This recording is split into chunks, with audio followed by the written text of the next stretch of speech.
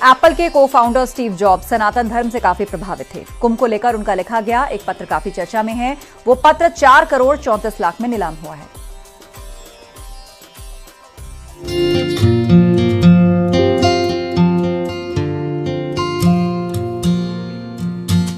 Apple को founder Steve job की पत्नी लॉरेन पावेल जॉब्स भी महाकुंभ में शामिल हुई है और साध्वी की तरह जीवन बिता रही है। इसी बीच कुंभ को लेकर स्टीव जॉब का लिखा एक पत्र 4.32 करोड़ में नीलाम हुआ है।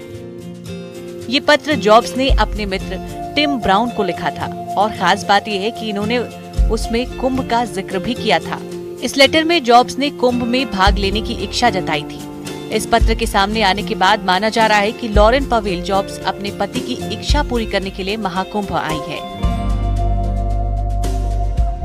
ये पत्र स्टीव जॉब ने अपने हाथों से लिखा है। स्टीव जॉब का नीलाम किया जाने वाला ये पहला व्यक्तिगत पत्र है जिसकी कीमत 4.32 करोड़ रुपए है। जॉब्स ने अपने 19वें जन्मदिन 23 फरवरी को अपने बचपन के दोस्त टिम ब्राउन को चिट्ठी लिखी थी। ये पत्र स्टीव एप्पल की स्थापना से ठीक 2 साल पहले स्टीव जॉब ने लिखा था। पत्र में जॉब ने लिखा, मैं कुंभ मेले के लिए भारत जाना चाहता हूँ जो अप्रैल में शुरू होता है। मैं मार्च में किसी समय जाऊंगा, हालांकि इसको लेकर निश्चित नहीं हूँ। जॉब्स हिंदू धर्म से प्रभावित हुए थे। उन्होंने अपने पत्र के अंत में शांति स्टीव जॉब लिखा है।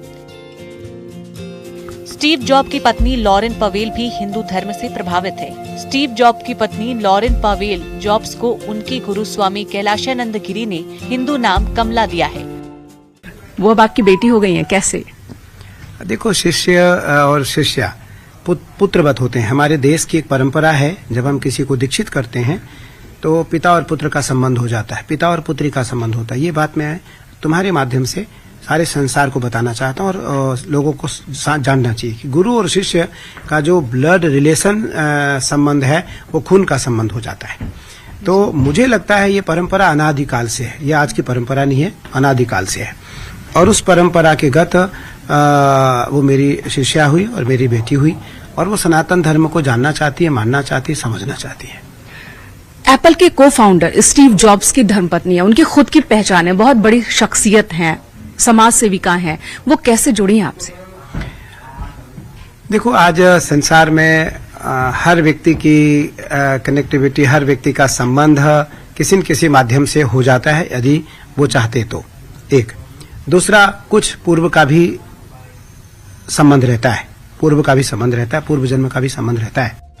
वो 40वें सदस्य टीम के साथ प्रयागराज पहुंची हैं। वो ध्यान, क्रिया, योग और प्राणायाम सहित कई आध्यात्मिक प्रथाओं में भाग ले रही है।